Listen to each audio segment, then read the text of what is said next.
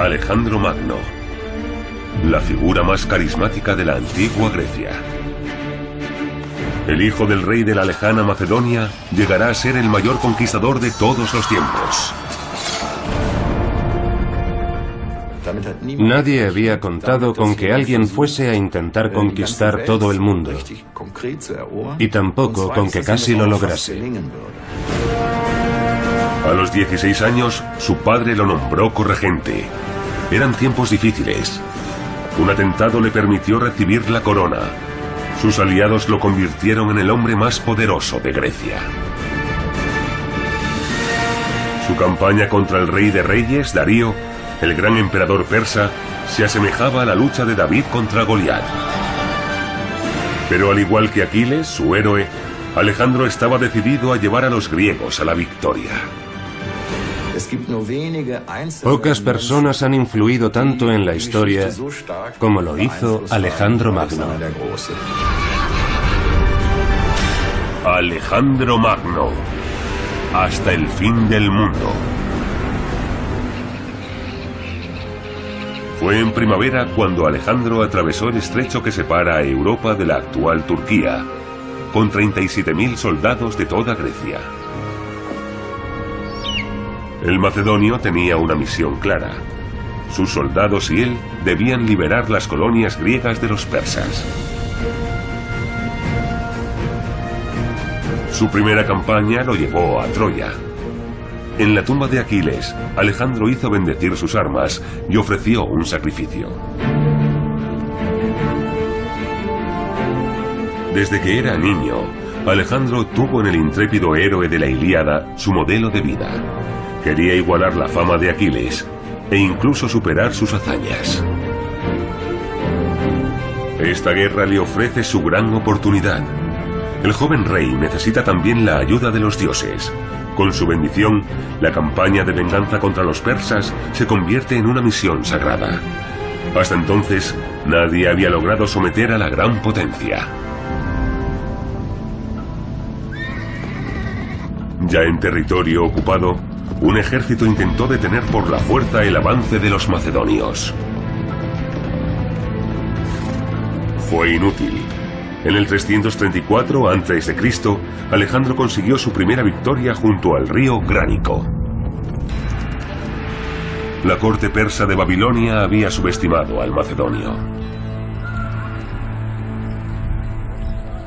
El invasor no se enfrentó al poderoso ejército imperial, sino a un cuerpo de mercenarios. El emperador Darío confiaba en ellos.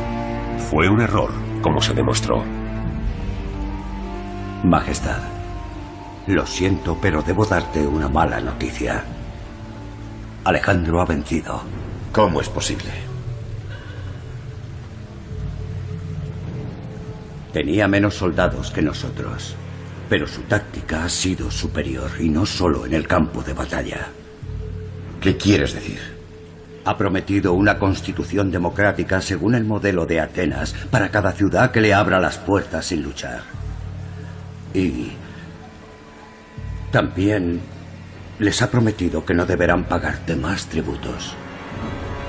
¿De verdad? He oído que su gobierno en Macedonia es monárquico. ¿Qué es eso de la soberanía del pueblo? No tiene ningún sentido. ¿Qué quiere en realidad? Los griegos buscan vengarse por la destrucción de Atenas y la ocupación de Asia Menor. Pero Alejandro quiere algo más. ¿El qué?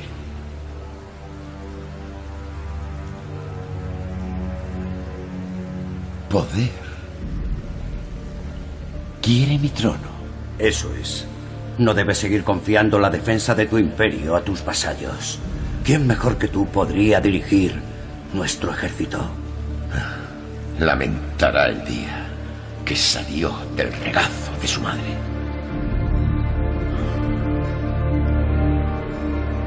Reúne las tropas. Diles que su rey va a la guerra. El poder del rey de Persia llega desde las fronteras de Grecia y del antiguo Egipto hasta el oriente. más allá del macizo hindú Kush, hasta la lejana India en el extremo del mundo conocido. Su imperio abarca 3 continentes y en el centro se encuentra Persépolis, al sur del actual Irán.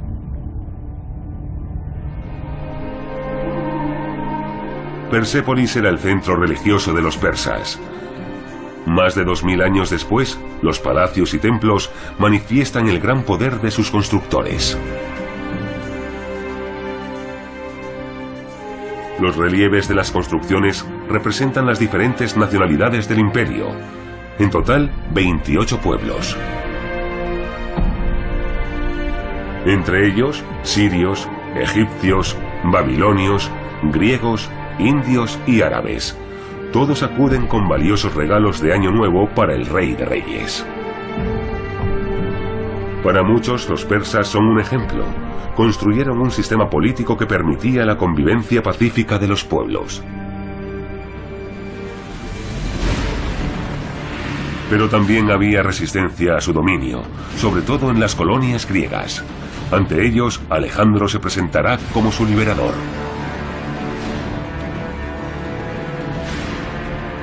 En pocos meses, el macedonio ocupa las principales ciudades costeras. Además, al instalar su cuartel de invierno en Gordión, controla grandes zonas de la actual Turquía.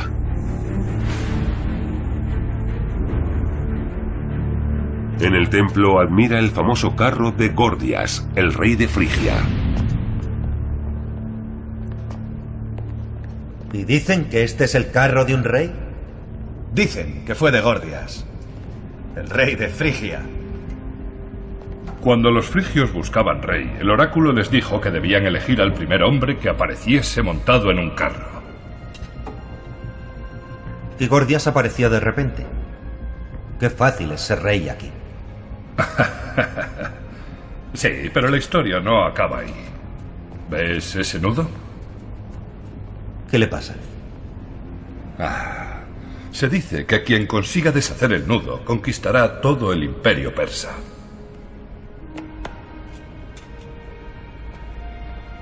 Parece que el nudo no tiene ni principio ni fin.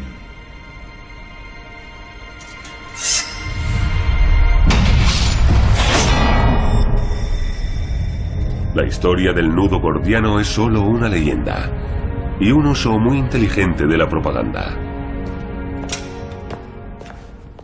La historia de la espada se explica por sí sola. Alejandro está diciendo, yo lo hago a mi manera, todos han fracasado, pero yo les demostraré cómo se hace. Pero la liberación de las colonias griegas no es el fin. Alejandro está decidido a derrocar a Darío. Para ello, reúne a todas sus tropas en la actual frontera entre Turquía y Siria. Todo un ejército se pone en marcha contra Alejandro. Ambas fuerzas pasan muy cerca sin verse. De repente, los persas han ganado la retaguardia y bloquean la huida. En Isos se declara la batalla. El rey de Macedonia contra Darío, el hombre más poderoso del mundo, con más de 70.000 guerreros. ¡Soldados! El enemigo está entre nosotros, en nuestra patria. Tenemos que vencer o hundirnos. La huida es imposible. Pero no os dejéis deslumbrar por el brillo y la grandeza de nuestro rival. Yo veo lo mismo que vosotros. Pero nadie más que yo lo ve con mis ojos. El Rey de Reyes nos ha subestimado. Tened valor. No es la primera vez que nos enfrentamos a una gran potencia y no será nuestra última gran victoria.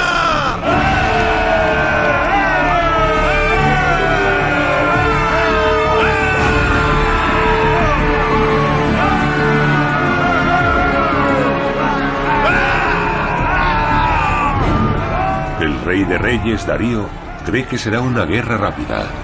Confía en la superioridad numérica de su ejército. Pero el líder de los macedonios es muy audaz y basa su estrategia en la velocidad de la caballería.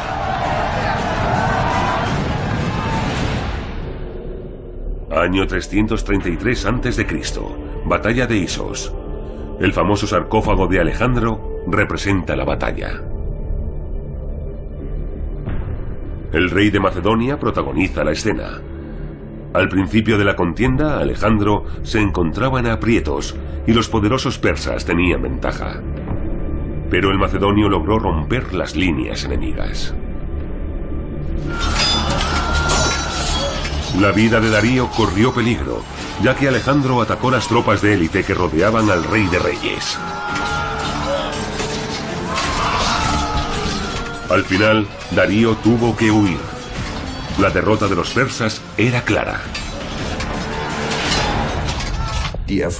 Las victorias de Alejandro Magno se deben en gran parte al uso del factor sorpresa.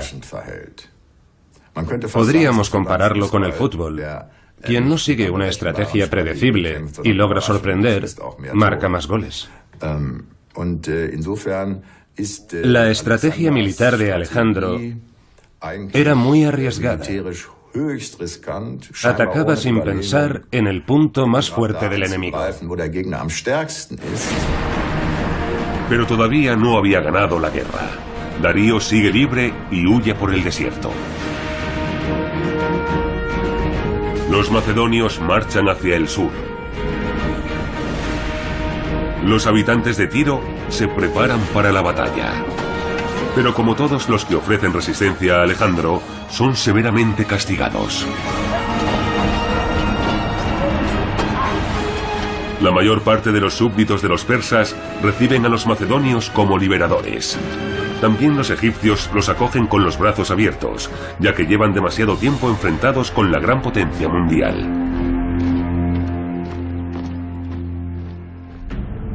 Alejandro sentía una enorme admiración por la antigua cultura egipcia. El dominio del reino de los faraones le garantizaba la mejor reputación en su país. Después de la victoria, el macedonio hace un sacrificio a los dioses de Egipto y consulta al oráculo. Y obtiene lo que deseaba.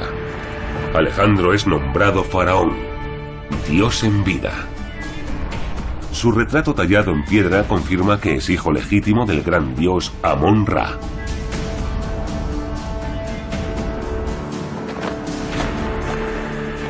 Poco después, el nuevo faraón funda la ciudad de Alejandría según el modelo griego. Es un símbolo de su compromiso de llevar su propia cultura a los países conquistados. En total, Alejandro funda al menos 10 ciudades con su nombre. La metrópolis mediterránea es la más poderosa y espectacular.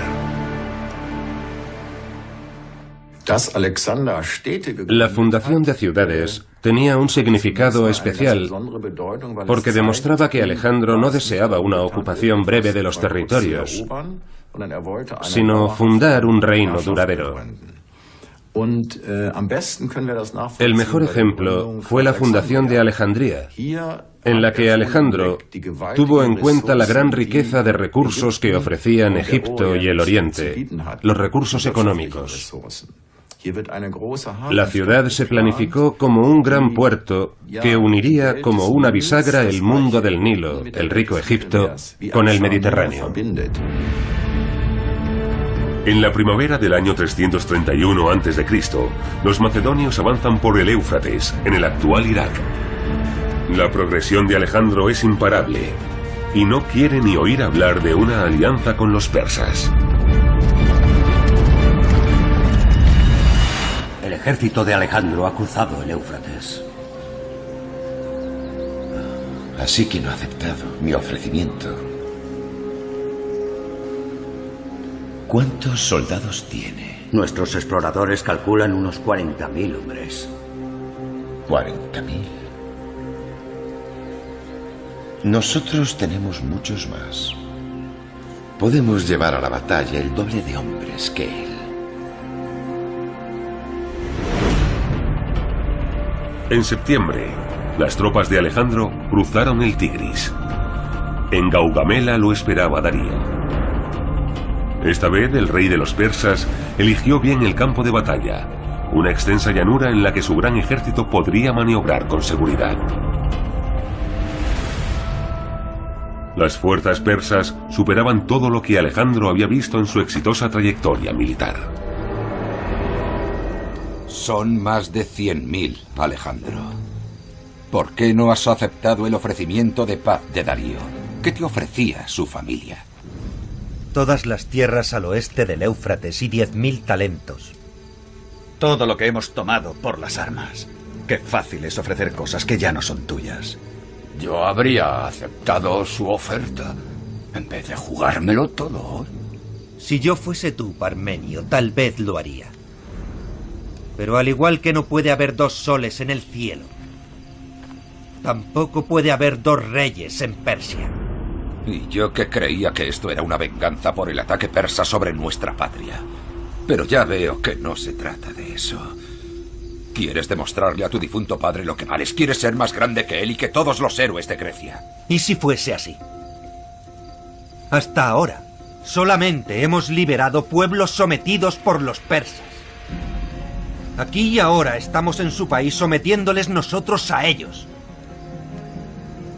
Entonces sorprendamos a los persas. Ataquemos esta misma noche. Eso sería traición.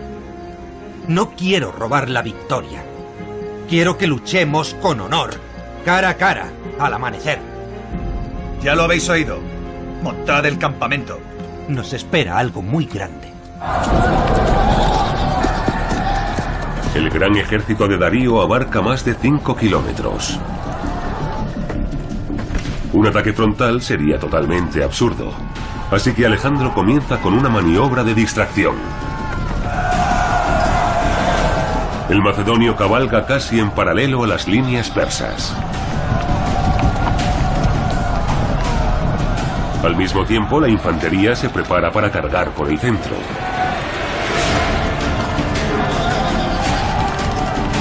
Quiere que los persas se preparen para un ataque por las alas.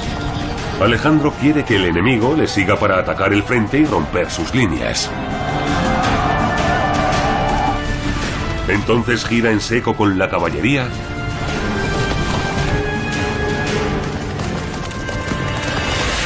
y ataca el centro con sus soldados para enfrentarse directamente al rey de Persia.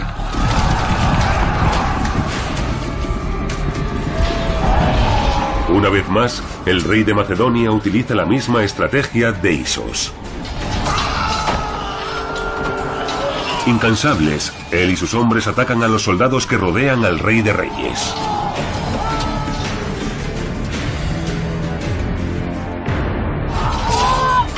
Alejandro busca una solución inminente en la lucha cuerpo a cuerpo. ¡Darío!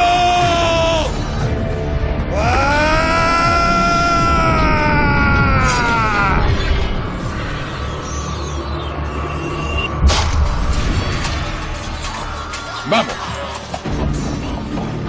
Darío abandona a sus soldados, que luchan hasta derramar la última gota de sangre. Alejandro, mi padre te necesita en el flanco izquierdo para evitar que los persas ataquen el campamento. ¡No puede ser verdad, viejo imbécil! ¡Darío! La nueva huida de Darío sella la segunda gran derrota de los persas. Es el último capítulo de su reinado. En el campo de batalla, Alejandro ya se hace llamar Rey de Reyes. Su fama como portador de la paz le precede.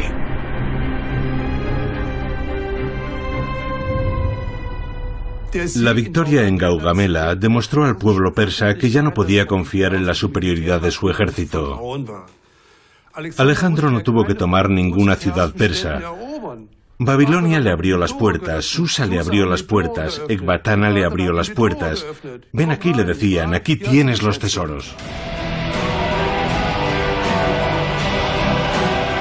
Alejandro entra en Babilonia como rey del mundo. Su llegada parece un paseo triunfal. Babilonia llevaba ya 200 años en manos de los persas. El poderoso imperio había convertido la ciudad más grande y hermosa del Oriente en su segunda capital.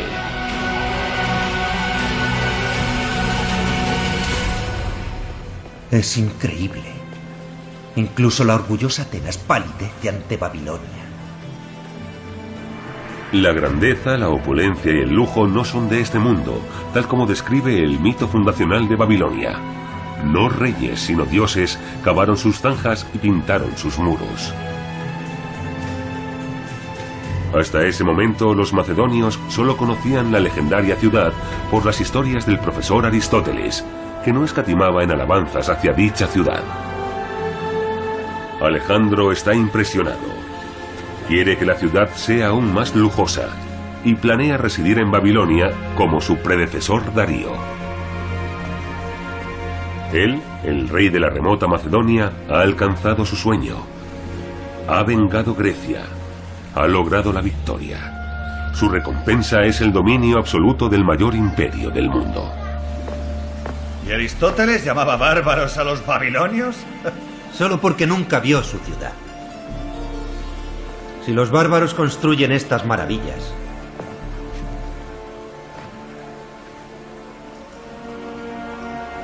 será un orgullo ser su rey.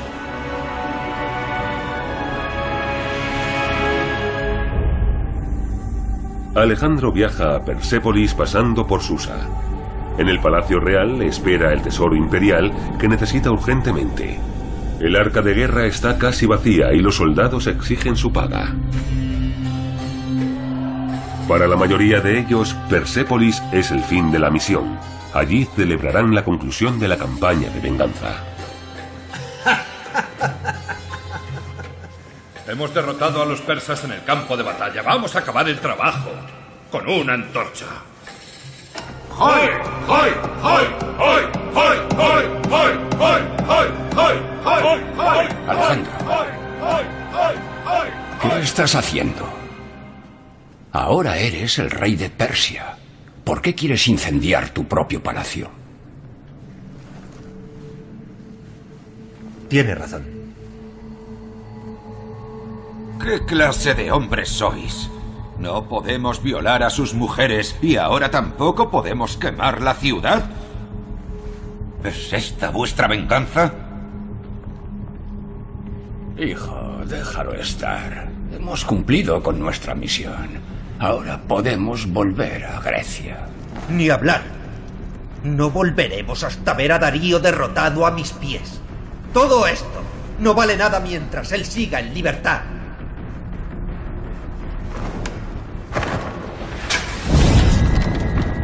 El banquete acabó en catástrofe. El palacio ardió casi por completo, y lo que se salvó de las llamas fue saqueado por los soldados. Se ha especulado mucho sobre esta historia. Sigue sin estar claro si Alejandro actuó impulsado por un arrebato y solamente por venganza. Hay otra posible razón que siempre se pasa por alto. Alejandro no quería establecer su capital en Persépolis, sino en Babilonia. Naturalmente, un segundo centro es un riesgo, porque puede convertirse en frente opositor. Alejandro quería que Babilonia fuese el centro neurálgico, y por eso arrasó Persépolis, la dejó al margen. No tardó en llegar el momento. El macedonio envió gran parte de los soldados a casa, sobre todo a los soldados de sus aliados griegos. Solo se quedaron los macedonios y los mercenarios. Con ellos Alejandro emprendió la búsqueda de Darío. Pero la persecución no acabó como él esperaba. Lo hemos encontrado.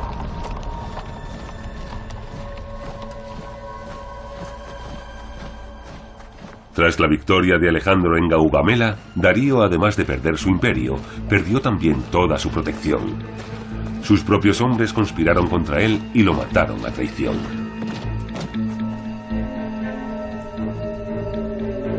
Está muerto. Ya tienes lo que querías. Es hora de volver. Un rey debe morir a manos de un rey.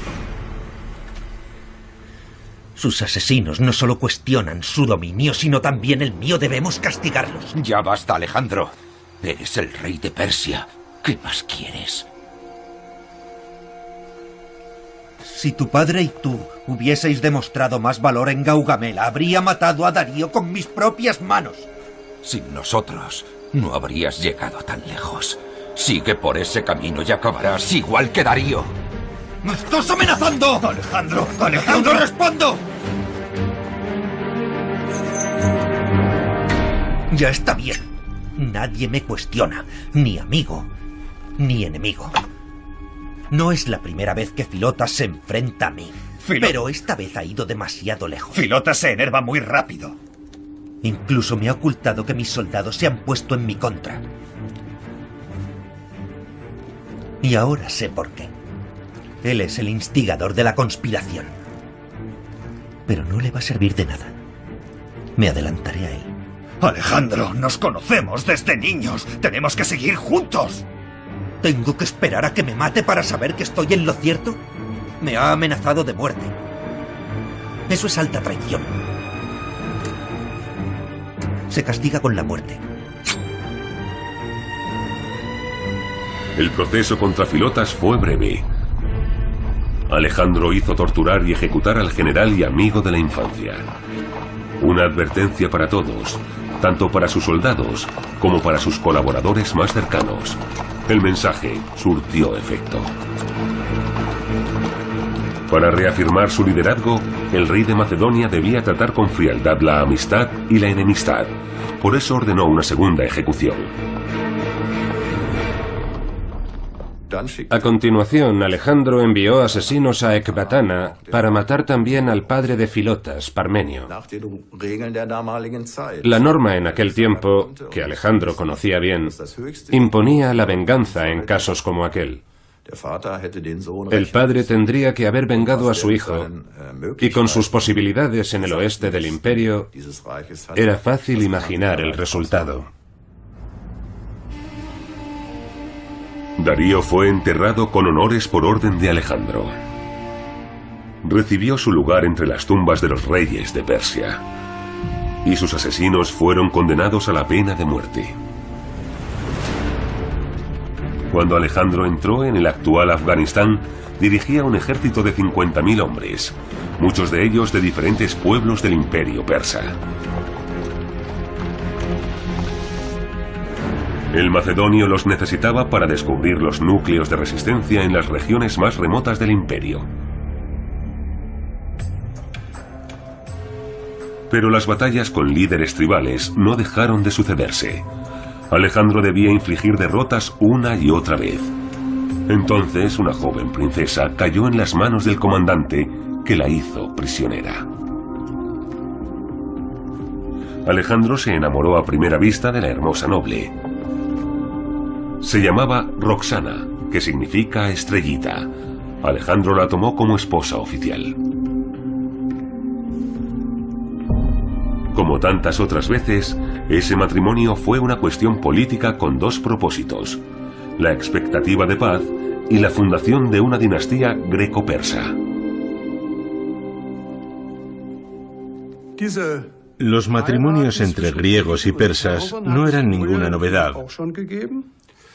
pero nunca se habían dado entre reyes. Lo sensacional de Alejandro es que no se casó con una griega, lo que podría haber hecho, y lo que se esperaba que hiciera. Igual que su padre había elegido una griega como segunda esposa, Alejandro estaba haciendo una declaración: me caso con una princesa persa para que todo el mundo pueda ver que soy el nuevo rey de reyes de Persia. Sin demora, Alejandro adoptó los usos y las costumbres persas. Exigía también besos en las manos y genuflexiones, incluso de sus propios conciudadanos y compañeros. Detrás de estas exigencias no había delirios de grandeza, sino la reflexión de un gobernante. Alejandro temía el desprecio de los persas si renunciaba a los rituales orientales.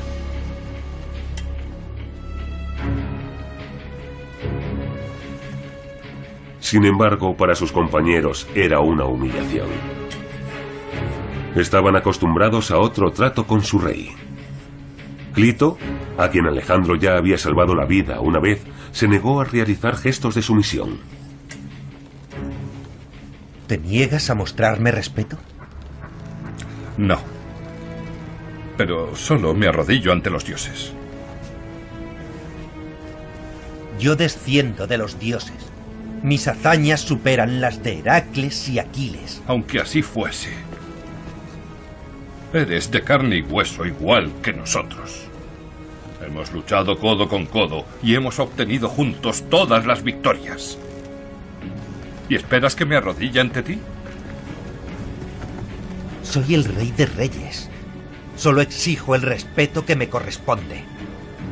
Nos tratas como a esos bárbaros persas. Has olvidado quiénes son tus amigos. Os he hecho ganar más fama y riqueza de la que nunca hubierais imaginado. ¿Fama? ¡Ja! La fama que todos nos hemos ganado, tú la quieres para ti solo. ¡Calla! Y todo tu oro no es suficiente para comprar el respeto que has perdido con tus costumbres bárbaras. ¡Cállate! ¡Cállate! ¡He dicho que te calles! ¡No!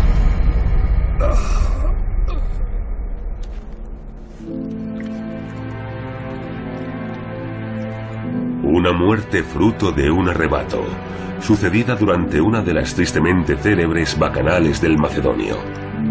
En una discusión sobre la fama y el honor, Alejandro y Clito pelearon, probablemente bebidos.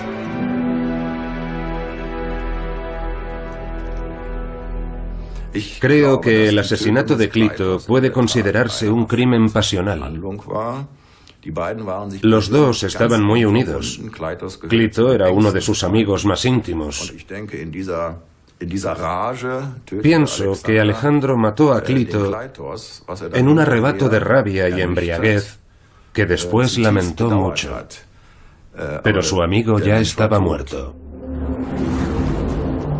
Pocas semanas más tarde todo parecía olvidado, y pronto el rey salió de nuevo a explorar. Había oído hablar de un antiguo paso entre las montañas que utilizaban los mercaderes. Alejandro tenía el plan de expandir su imperio hacia el este. La ruta pasaba sobre las fronteras del actual Afganistán. Su gente había jurado seguirlo hasta el fin del mundo, incluso hasta países donde ya no había ningún griego.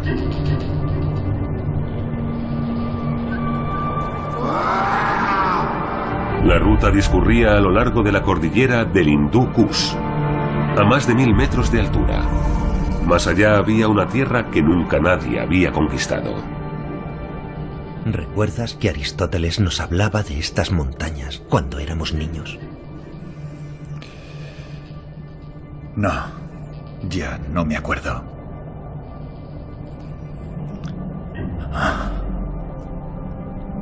Nos hablaba de cumbres que el águila no podía sobrevolar.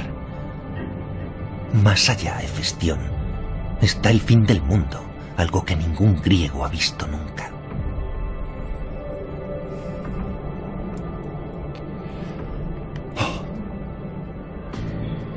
Daré la orden de marchar al amanecer. A mediodía alcanzaremos el primer paso.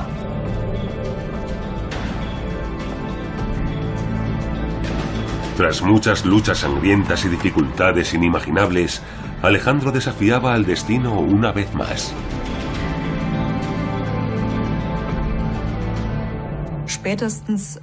Después de doblegar al imperio persa, podría haber dicho, bien, Grecia ya ha sido vengada. Pero lo curioso es que Alejandro no se detiene, no da media vuelta. Esto también era un misterio para sus contemporáneos, que creían que Alejandro estaba impulsado por Poto, la añoranza, la nostalgia. El fin del mundo conocido, para los griegos, se encontraba en la India. Era un país maravilloso y exótico, bañado por el océano mundial que rodeaba toda la Tierra. Pero el mundo era mucho más grande de lo que los antiguos sabios habían pensado. Se calcula que 135.000 soldados voluntarios emprendieron el peligroso viaje a la India a través del paso Khyber. El grueso del ejército es más del doble que al inicio de la campaña.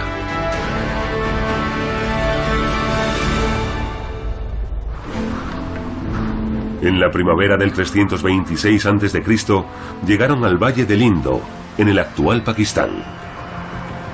El calor y la humedad hacían difícil dirigir al ejército. La fauna es exótica y hay muchos mosquitos. Las constantes lluvias monzónicas han convertido el suelo en un pantano impenetrable. Pero la naturaleza no es el único enemigo. Junto al río Hidaspes, el rey indio Poros se enfrentó a los invasores con un ejército no inferior al de Alejandro y con elefantes de guerra.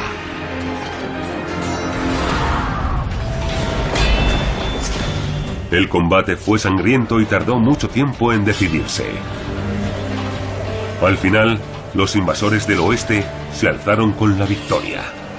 Fue la última gran batalla que ganaron.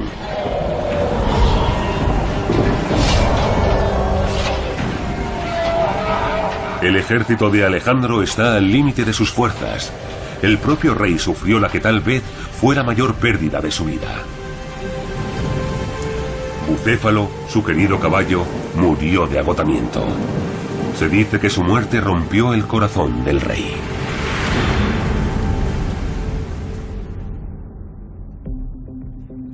A pesar del duro golpe, el macedonio continuó su camino. Pero tras 8 años y casi 18.000 kilómetros, sus hombres estaban cansados de luchar. Se amotinaron y dijeron que querían volver a Grecia. ¿Qué? ¿Qué has decidido? Estamos tan cerca del objetivo, Hefestión. El fin del mundo. Podremos verlo con nuestros propios ojos. Es una hazaña heroica que nadie podrá superar nunca. Nuestros nombres serán inmortales. Te entiendo, Alejandro. Y sabes que siempre te he sido leal. Pero te diré una cosa. No podrás evitar que tus hombres den media vuelta. Se enfrentarán a ti si intentas obligarlos. Prefieren morir aquí, por tus manos, que seguirte hasta el fin del mundo.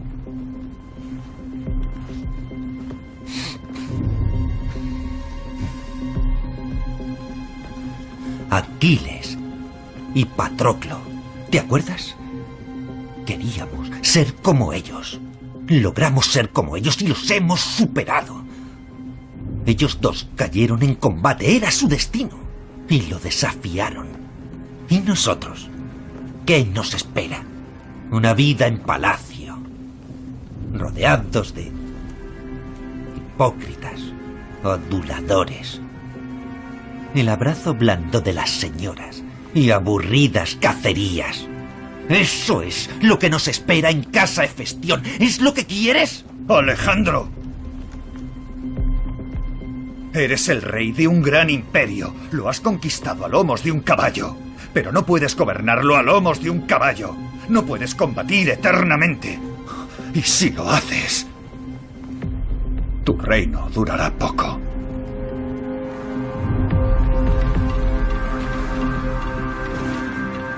Alejandro se sintió abandonado muy cerca de su objetivo, pero finalmente ordenó dar media vuelta. Tras 17 días de lluvia ininterrumpida, no tenían ganas de seguir avanzando. Entonces Alejandro tuvo una idea genial. Se encerró en su tienda, enfadado, en huelga. Cuando se dio cuenta de que los soldados no cedían, consultó con los dioses. Con los dioses se consultaba a través de los sacerdotes. Los sacerdotes sabían lo que los dioses querían y le dijeron: «Lo sentimos muchísimo, majestad. Los dioses están en contra». Entonces Alejandro anunció: «Si los dioses no quieren que siga, vuelvo a casa». Para regresar siguió una ruta diferente. Viajó en barco por el río Indo hasta el Océano Índico. Así alcanzó el fin del mundo. Ahí dividió su ejército. Los barcos seguirían por mar hacia Persia, y Alejandro lo haría por tierra con sus tropas. Los soldados tuvieron que atravesar una de las regiones más estériles del mundo. La marcha a través del desierto de Gedrosia fue un viaje mortal. Cuando llegó a Babilonia, Alejandro había perdido más hombres que en ninguna batalla.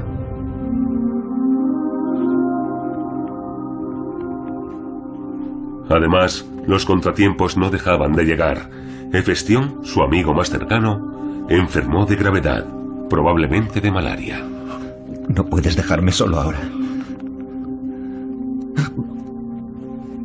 Tenemos mucho por delante.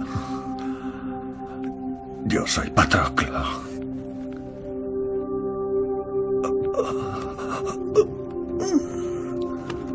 Y tú eres Aquiles. Debo morir en tu presencia, amigo mío.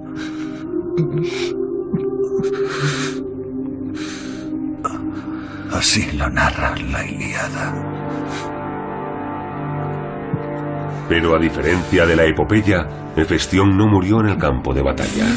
El sueño compartido de alcanzar la fama muriendo como héroes no se había cumplido. El luto por su fiel amigo tiene dimensiones fabulosas. Alejandro organizó 3 días de ritos funerarios en Babilonia, tal como Aquiles había hecho por Patroclo.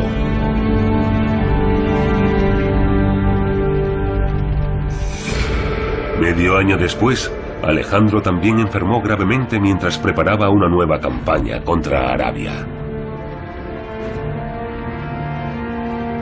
Se dice que pudo haber sido envenenado, aunque probablemente también estuviera aquejado de malaria. El rey está más cerca de la muerte que de la vida. En la corte aumenta la preocupación por el futuro de su imperio. Roxana lleva a su hijo en el vientre, pero Alejandro no ha nombrado un sucesor. Alejandro, ¿quién gobernará tu imperio?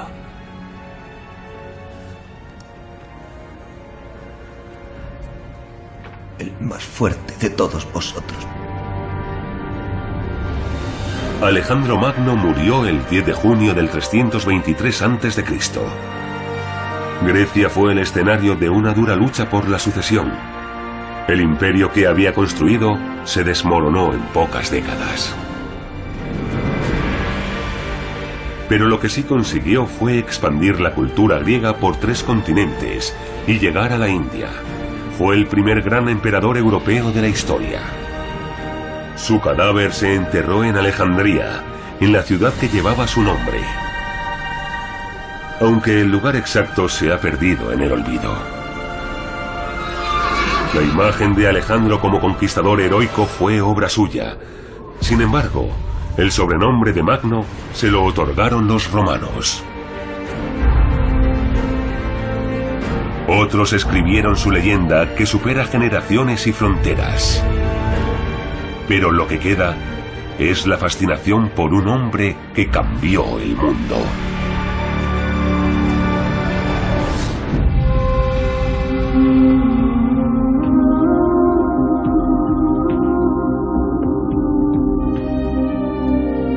El río abarca 3 continentes y en el centro se encuentra Persépolis, al sur del actual Irán.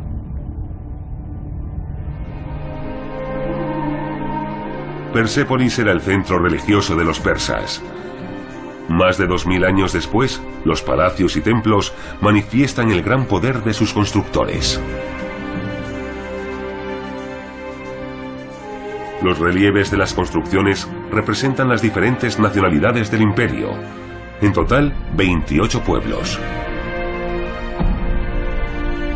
Entre ellos, sirios, egipcios, babilonios, griegos, indios y árabes. Todos acuden con valiosos regalos de Año Nuevo para el Rey de Reyes. Para muchos, los persas son un ejemplo. Construyeron un sistema político que permitía la convivencia pacífica de los pueblos. Pero también había resistencia a su dominio, sobre todo en las colonias griegas. Ante ellos, Alejandro se presentará como su liberador.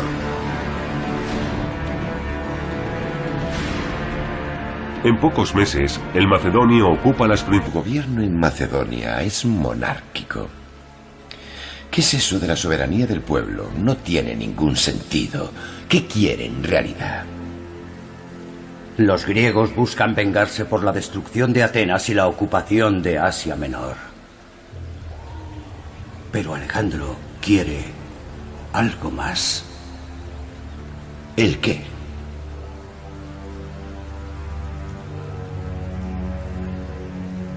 Poder. Quiere mi trono. Eso es. No debes seguir confiando la defensa de tu imperio a tus vasallos. ¿Quién mejor que tú podría dirigir nuestro ejército? Lamentará el día que salió del regazo de su madre.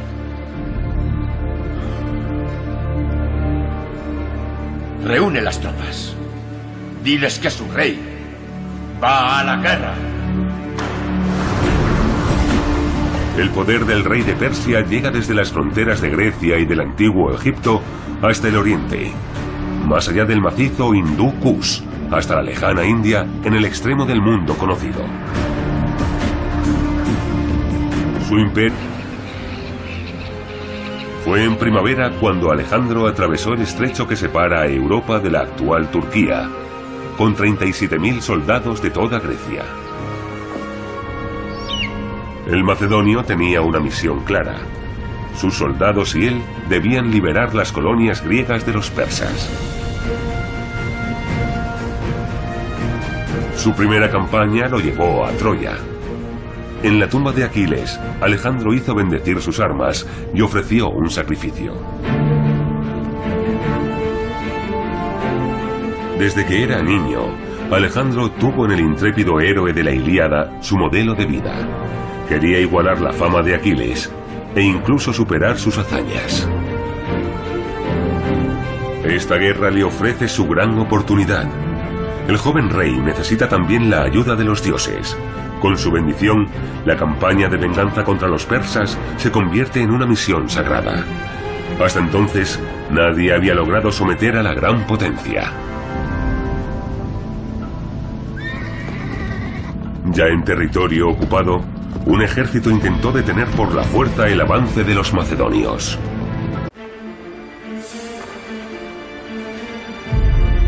Alejandro Magno, la figura más carismática de la antigua Grecia. El hijo del rey de la lejana Macedonia llegará a ser el mayor conquistador de todos los tiempos. Nadie había contado con que alguien fuese a intentar conquistar todo el mundo, y tampoco con que casi lo lograse. A los 16 años, su padre lo nombró corregente. Eran tiempos difíciles. Un atentado le permitió recibir la corona. Sus aliados lo convirtieron en el hombre más poderoso de Grecia. Su campaña contra el rey de reyes, Darío, el gran emperador persa, se asemejaba a la lucha de David contra Goliat. Pero al igual que Aquiles, su héroe, Alejandro estaba decidido a llevar a los griegos a la victoria. Pocas personas han influido tanto en la historia como lo hizo Alejandro Magno. Alejandro Magno, hasta el fin del mundo. Fue inútil. En el 334 a.C., Alejandro consiguió su primera victoria junto al río Gránico. La corte persa de Babilonia había subestimado al macedonio. El invasor no se enfrentó al poderoso ejército imperial, sino a un cuerpo de mercenarios. El emperador Darío confiaba en ellos. Fue un error, como se demostró. Majestad, lo siento, pero debo darte una mala noticia. Alejandro ha vencido. ¿Cómo es posible? Tenía menos soldados que nosotros, pero su táctica ha sido superior, y no solo en el campo de batalla. ¿Qué quieres decir? Ha prometido una constitución democrática según el modelo de Atenas para cada ciudad que le abra las puertas sin luchar. Y también les ha prometido que no deberán pagarte más tributos. ¿De verdad? He oído que su tío cree que será una guerra rápida. Confía en la superioridad numérica de su ejército. Pero el líder de los macedonios es muy audaz y basa su estrategia en la velocidad de la caballería. Año 333 a.C. Batalla de Isos. El famoso sarcófago de Alejandro representa la batalla. El rey de Macedonia protagoniza la escena. Al principio de la contienda, Alejandro se encontraba en aprietos y los poderosos persas tenían ventaja. Pero el macedonio logró romper las líneas enemigas. La vida de Darío corrió peligro, ya que Alejandro atacó las tropas de élite que rodeaban al rey de reyes. Al final, Darío tuvo que huir. La derrota de los persas era clara. Las victorias de Alejandro Magno se deben en gran parte al uso del factor sorpresa. Podríamos compararlo con el fútbol. Quien no sigue una estrategia predecible y logra sorprender, marca más goles. La estrategia militar de Alejandro era muy arriesgada. Atacaba sin pensar en el punto más fuerte del enemigo. Pero todavía no había ganado la guerra. Darío sigue libre y huye por el desierto. Los macedonios marchan hacia el sur. Los habitantes de Tiro se preparan para la batalla. Pero como todos los que ofrecen resistencia a Alejandro, son severamente castigados. La mayor parte de los súbditos de los persas reciben a los macedonios como liberadores. También los egipcios los acogen con los brazos abiertos, ya que llevan demasiado tiempo enfrentados con la gran potencia mundial. Alejandro sentía una enorme admiración por la antigua cultura egipcia. El dominio del reino de los faraones le garantizaba la mejor reputación en su país. Después de la victoria, el macedonio hace un sacrificio a los dioses de Egipto y consulta al oráculo. Y obtiene lo que deseaba. Alejandro es nombrado faraón, dios en vida. Su retrato tallado en piedra confirma que es hijo legítimo del gran dios Amón-Ra.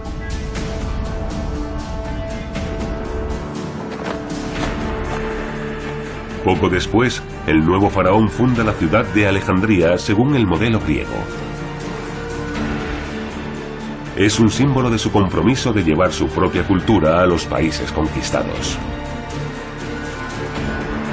En total, Alejandro funda al menos 10 ciudades con su nombre. La metrópolis mediterránea es la más poderosa y espectacular. La fundación de ciudades tenía un significado especial porque demostraba que Alejandro no deseaba una ocupación breve de los territorios, sino fundar un reino duradero. El mejor ejemplo fue la fundación de Alejandría, en la que Alejandro tuvo en cuenta la gran riqueza de recursos que ofrecían Egipto y el Oriente, los recursos económicos.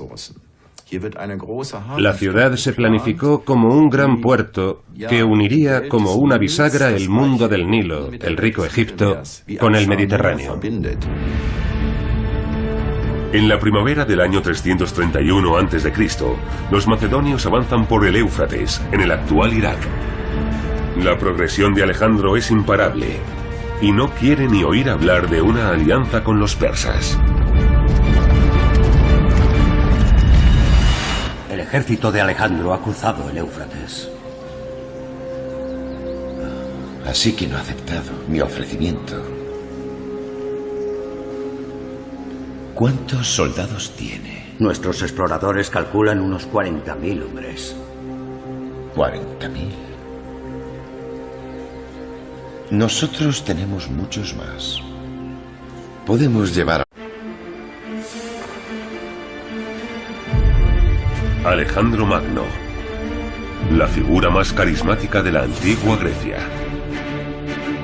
El hijo del rey de la lejana Macedonia llegará a ser el mayor conquistador de todos los tiempos. Nadie había contado con que alguien fuese a intentar conquistar todo el mundo, y tampoco con que casi lo lograse. A los 16 años, su padre lo nombró corregente. Eran tiempos difíciles. Un atentado le permitió recibir la corona. Sus aliados lo convirtieron en el hombre más poderoso de Grecia.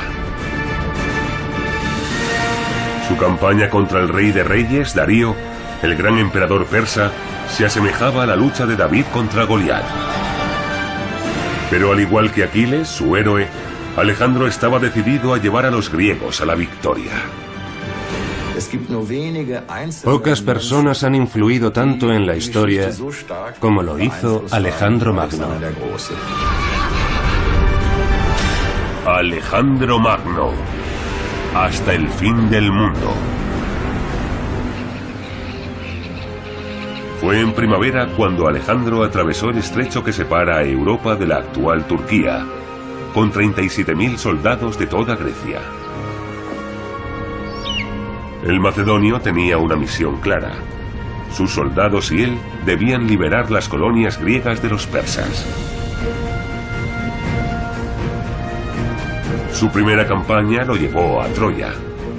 En la tumba de Aquiles, Alejandro hizo bendecir sus armas y ofreció un sacrificio. Desde que era niño, Alejandro tuvo en el intrépido héroe de la Ilíada su modelo de vida. Quería igualar la fama de Aquiles e incluso superar sus hazañas. Esta guerra le ofrece su gran oportunidad. El joven rey necesita también la ayuda de los dioses. Con su bendición, la campaña de venganza contra los persas se convierte en una misión sagrada. Hasta entonces, nadie había logrado someter a la gran potencia. Ya en territorio ocupado, un ejército intentó detener por la fuerza el avance de los macedonios. Fue inútil. En el 334 a.C., Alejandro consiguió su primera victoria junto al río Gránico. La corte persa de Babilonia había subestimado al macedonio.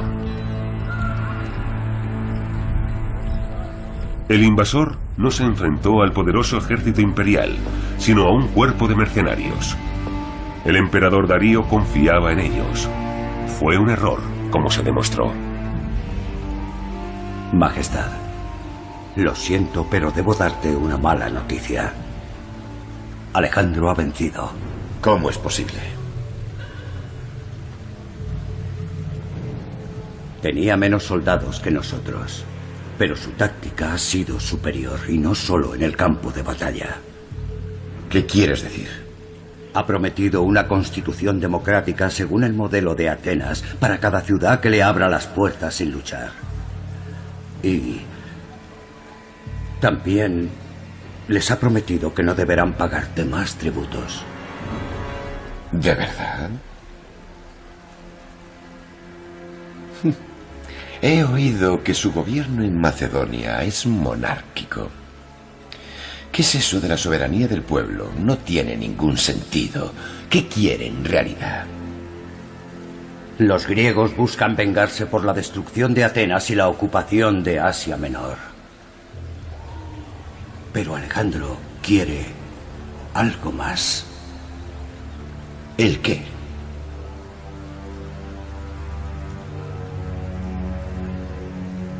Poder. Quiere mi trono. Eso es. No debes seguir confiando la defensa de tu imperio a tus vasallos. ¿Quién mejor que tú podría dirigir nuestro ejército? Lamentará el día que salió del regazo de su madre.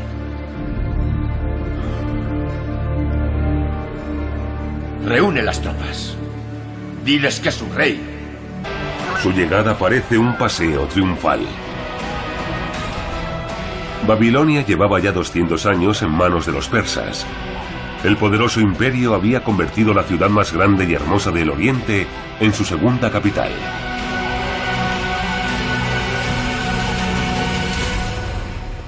Es increíble. Incluso la orgullosa Atenas palidece ante Babilonia. La grandeza, la opulencia y el lujo no son de este mundo, tal como describe el mito fundacional de Babilonia. No reyes, sino dioses, cavaron sus zanjas y pintaron sus muros. Hasta ese momento, los macedonios solo conocían la legendaria ciudad por las historias del profesor Aristóteles, que no escatimaba en alabanzas hacia dicha ciudad.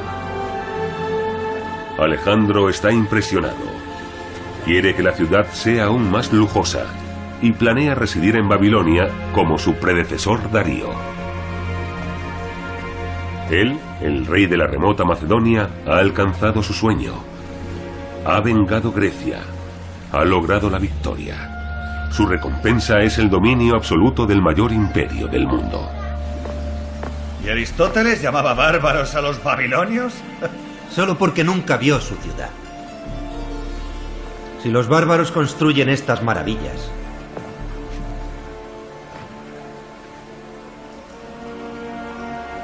será un orgullo ser su rey.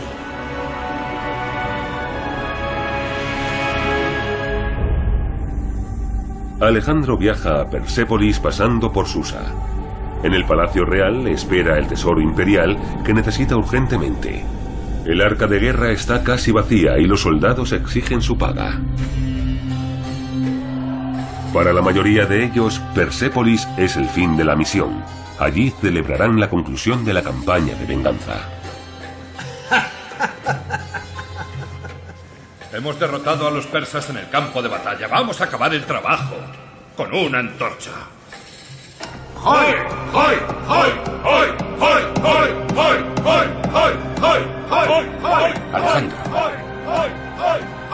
¿qué estás haciendo? Ahora eres el rey de Persia. ¿Por qué quieres incendiar tu propio palacio? Tiene razón.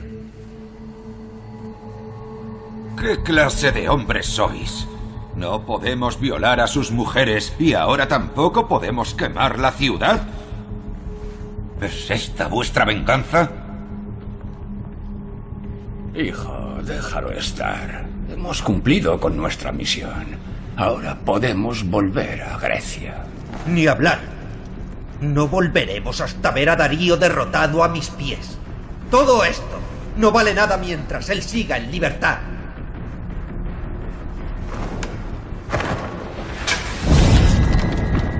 El banquete acabó en catástrofe.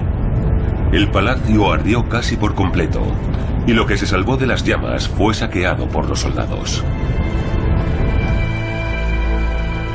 Se ha especulado mucho sobre esta historia. Sigue sin estar claro si Alejandro actuó impulsado por un arrebato y solamente por venganza. Hay otra posible razón que siempre se pasa por alto. Alejandro no quería establecer su capital en Persépolis, sino en Babilonia. Naturalmente, un segundo centro es un riesgo, porque puede convertirse en frente opositor. Alejandro quería que Babilonia fuese el centro neurálgico, y por eso arrasó Persépolis, la dejó al margen. No tardó en llegar el momento. El macedonio envió gran parte de los soldados a casa, sobre todo a los soldados de sus aliados griegos. Solo se quedaron los macedonios y los mercenarios. Con ellos Alejandro emprendió la búsqueda de Darío. Pero la persecución no acabó como él esperaba. Lo hemos encontrado.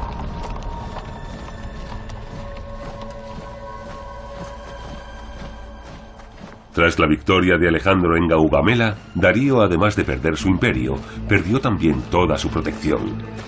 Sus propios hombres conspiraron contra él y lo mataron a traición.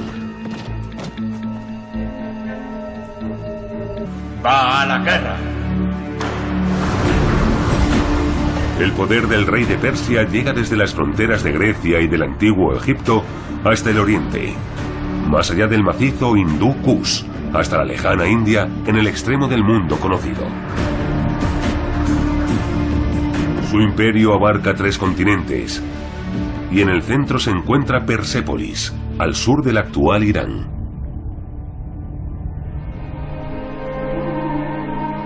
Persépolis era el centro religioso de los persas. Más de 2000 años después, los palacios y templos manifiestan el gran poder de sus constructores. Los relieves de las construcciones representan las diferentes nacionalidades del imperio. En total, 28 pueblos. Entre ellos, sirios, egipcios, babilonios, griegos, indios y árabes. Todos acuden con valiosos regalos de Año Nuevo para el Rey de Reyes. Para muchos, los persas son un ejemplo. Construyeron un sistema político que permitía la convivencia pacífica de los pueblos. Pero también había resistencia a su dominio, sobre todo en las colonias griegas. Ante ellos, Alejandro se presentará como su liberador.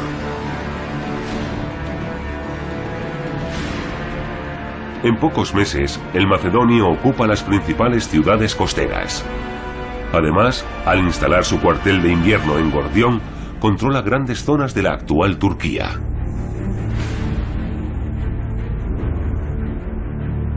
En el templo admira el famoso carro de Gordias, el rey de Frigia.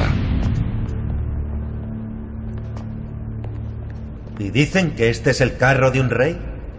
Dicen que fue de Gordias, el rey de Frigia. Cuando los frigios buscaban rey, el oráculo les dijo que debían elegir al primer hombre que apareciese montado en un carro. Y Gordias apareció de repente. Qué fácil es ser rey aquí. Sí, pero la historia no acaba ahí. ¿Ves ese nudo? ¿Qué le pasa? Se dice que quien consiga deshacer el nudo conquistará todo el imperio persa.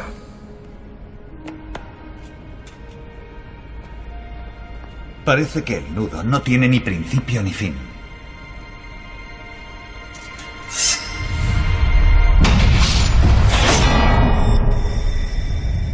La historia del nudo gordiano es solo una leyenda y un uso muy inteligente de la propaganda. La historia de la espada se explica por sí sola. Alejandro está diciendo, yo lo hago a mi manera, todos han fracasado, pero yo les demostraré cómo se hace. Pero la liberación de las colonias griegas no es el fin. Alejandro está decidido a derrocar a Darío. Para ello, reúne a todas sus tropas en la actual frontera entre Turquía y Siria. Todo un ejército se pone en marcha contra Alejandro. Ambas fuerzas pasan muy cerca sin verse.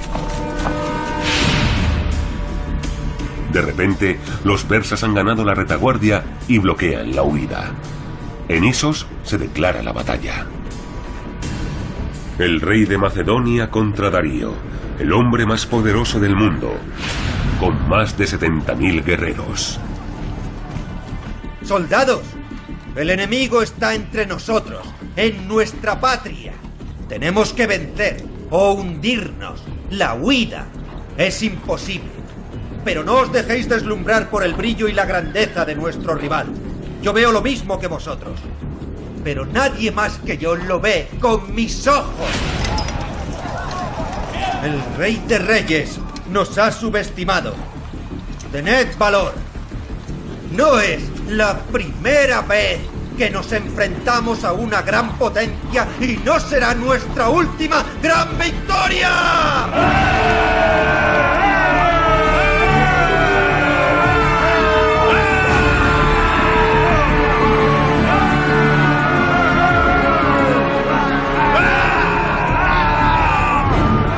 El rey de reyes dará a la batalla el doble de hombres que él.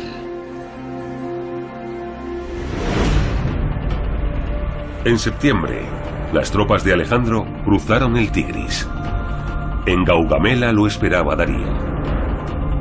Esta vez el rey de los persas eligió bien el campo de batalla, una extensa llanura en la que su gran ejército podría maniobrar con seguridad. Las fuerzas persas superaban todo lo que Alejandro había visto en su exitosa trayectoria militar. Son más de 100.000, Alejandro.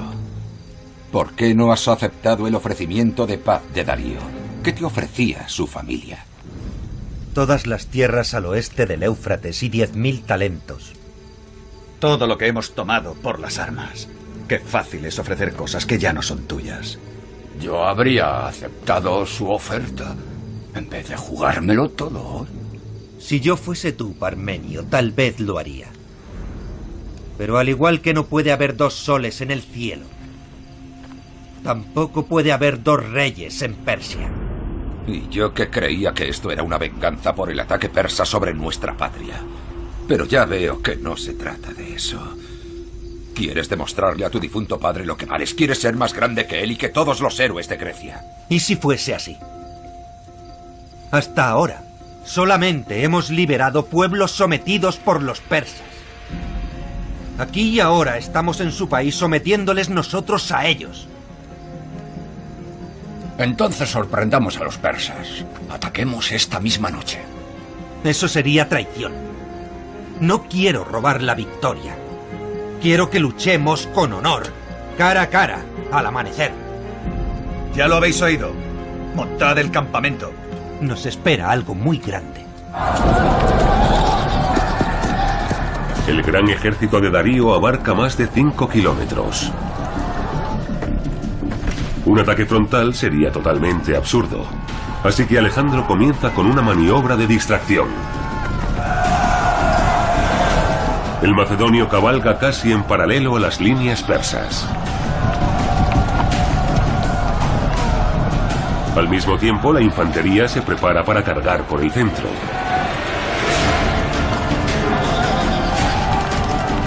Quiere que los persas se preparen para un ataque por las alas. Alejandro quiere que el enemigo le siga para atacar el frente y romper sus líneas. Entonces gira en seco con la caballería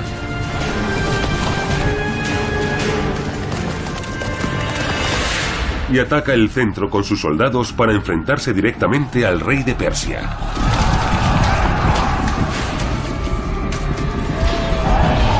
Una vez más, el rey de Macedonia utiliza la misma estrategia de Isos. Incansables, él y sus hombres atacan a los soldados que rodean al rey de reyes.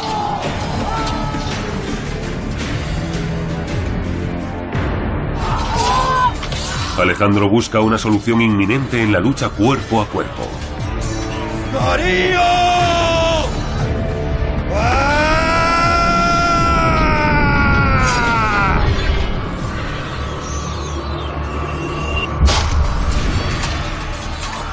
¡Vamos! Darío abandona a sus soldados, que luchan hasta derramar la última gota de sangre. Alejandro, mi padre te necesita en el flanco izquierdo para evitar que los persas ataquen el campamento. ¡No puede ser verdad, viejo imbécil! ¡Darío! La nueva huida de Darío sella la segunda gran derrota de los persas. Es el último capítulo de su reinado. En el campo de batalla, Alejandro ya se hace llamar Rey de Reyes. Su fama como portador de la paz le precede.